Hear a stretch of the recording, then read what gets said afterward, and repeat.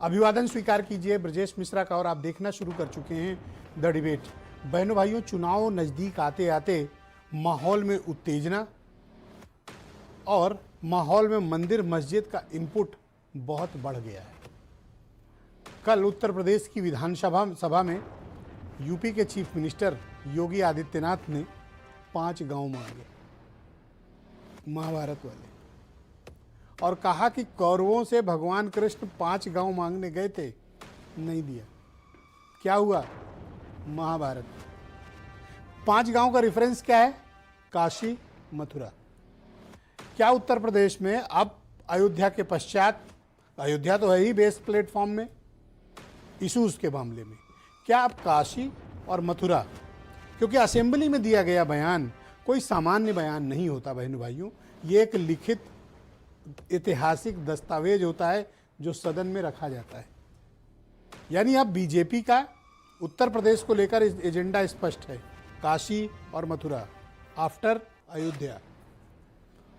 Opposition क्या BJP के इस बोल्ड स्टेटमेंट, बोल्ड तरीके से, बोल्ड मामले को, इस प्रकरण को लेकर बीजेपी ने जो रवैया अख्तियार किया है, क्या अपोजिशन बीजेपी के इस रणनीतिक मुद्दे की कोई काट खोज पाएगा या ये मुद्दा हावी रहेगा? क्योंकि इस तरह का बयान कोई सामान्य बयान नहीं है, इसके पीछे बीजेपी की कोई ठोस और सधी हुई रणनीति है। आज चर्चा हम इसी विषय पर करने वाले हैं।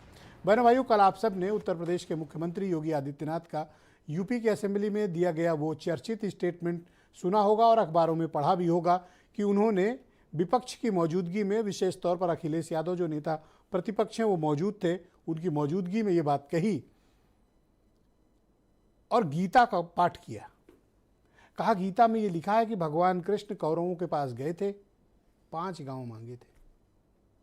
यहाँ तो बात सिर्फ काशी और मथुरा की है, हम तो 3 मांग रहे हैं। 3 में 1 मिल चुका है, अयोध्या, 2 बाकी हैं। कहाँ? काशी, ज्ञानवापी और मथुरा। बीजेपी ने अपने मुद्दे स्पष्ट कर दिए क्योंकि चीफ मिनिस्टर का स्टेटमेंट बहुत थॉट प्रोसेस के बाद आता है, ऐसा मानते हैं हम लोग। तो चीफ मिनिस्टर का कोई पब्लिक रैली में नहीं, किसी चुनावी मंच में नहीं, किसी प्रेस कॉन्फ्रेंस में नहीं, लेकिन असेंबली के भीतर दिया गया दस्तावेजी ये बयान है। यानी बीजेपी के लिए नेक्स्ट इशूज़ क्या हैं जो इस इलेक्शन से लेकर आगे के इलेक्शन तक उठेंगे? ज्ञानवापी और मथुरा। यह ऑफिशियल हो गया है अब। क्या विपक्ष के पास इन 2 मुद्दों पर बीजेपी से रणनीतिक मुकाबला करने के लिए कोई तरीका है, या विपक्ष अयोध्या की तरह इन मुद्दों पर भी ट्रैप हो जाएगा, फंस जाएगा? मसला यह है कि वर्तमान के जो हालात हैं और जो 22 जनवरी के बाद देश का, प्रदेश का माहौल है, अपोजिशन भी सन्नाटे में है कि ऐसे भावनात्मक धार्मिक मुद्दों को वो किस तरह से हैंडल करे। बहनों भाई, बड़ी इंपॉर्टेंट बात है ये, समझिएगा। भावनात्मक धार्मिक मुद्दों को अपोजिशन कैसे हैंडल करे, ये सबसे बड़ी चुनौती बनकर उभरा है। शिक्षा, बेरोजगारी, हेल्थ, इंफ्रास्ट्रक्चर, जॉब्स, ये सब मुद्दे तो अलग चलते हैं, ये सब डेकोरेटिव मुद्दे हैं, लेकिन जो मूल मुद्दा है उस मुद्दे का कोई काट या उसका कोई काउंटर अपोजिशन के पास फिलहाल नहीं है। बीजेपी की रणनीति, उनके मुद्दे बिल्कुल साफ है, ट्रांसपेरेंट है कि हम तो ये करेंगे। वरना कोई कारण नहीं था कि बजट के सत्र के दौरान जब बजट पर चर्चा चल रही हो तब मुख्यमंत्री ने अयोध्या में 500 सालों तक किए गए जुल्म, अन्याय, अयोध्या के साथ ज्यादती, अयोध्या की उपेक्षा, अयोध्या के तिरस्कार और अयोध्या को लेकर अब उनकी क्या रणनीति है, अयोध्या को कैसे त्रेता युग की अयोध्या बनाना चाहते हैं, इसको लेकर उनकी स्पष्टता। बहनों भाइयों, राजनीति में क्लैरिटी बहुत जरूरी चीज होती है। स्पष्टता जिस राजनेता, जिस राजनीतिक दल के पास है वो पार्टी और नेता आगे बढ़ता है। स्पष्टता का अभाव अपोजिशन में एकदम साफ है। इन मुद्दों पर अपोजिशन के पास ट्रैप हो जाने के अलावा कोई विकल्प नहीं, क्योंकि 24 घंटे से हम लोग ये देख रहे हैं कि इस मुद्दे की गूंज गांव से लेकर शहरों तक है। लेकिन इस मुद्दे पर अपोजिशन के पास क्या है? क्या यही वो मुद्दा है जो आने वाले जनरल इलेक्शन में बीजेपी इनकैश करेगी, इन्हीं मुद्दों को लेकर आगे बढ़ेगी, या फिर ये मुद्दे 27 और 2029 तक उनके काम आएंगे? अयोध्या का मुद्दा भी 30-40 साल तक संघर्ष के मैदान में रहा है, तो कोई ताज्जुब नहीं कि ये मुद्दे भी, और इस पर कोई हैरत भी नहीं होनी चाहिए कि ये मुद्दे भी 15-20 साल तक चलें। तो इन मुद्दों को हैंडल करने का तरीका क्या है अपोजिशन के पास, क्या कर पाएगा? फिलहाल तो वो अपने यहाँ आई टूट और दरार को समझ नहीं पा रहे हैं कि आखिर एक्सीडेंट के बाद उनकी हालत क्या हुई।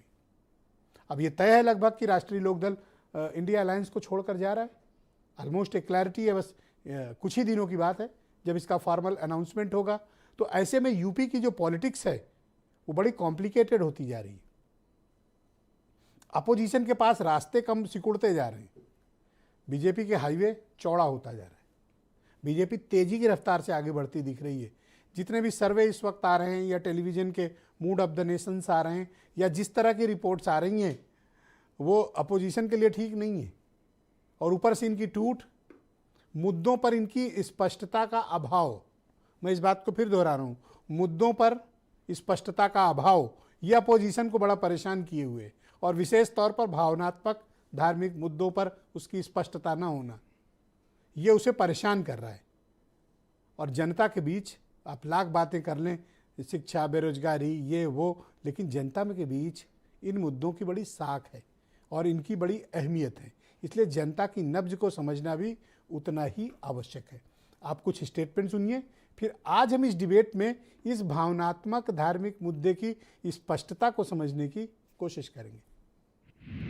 अयोध्या का उत्सव लोगों ने देखा तो नंदी बाबा ने भी कहा भाई हम काहे इंतजार करें। उन्होंने भी इंतजार किए बगैर रात्रि में बैरिकेड तोड़वा डाले,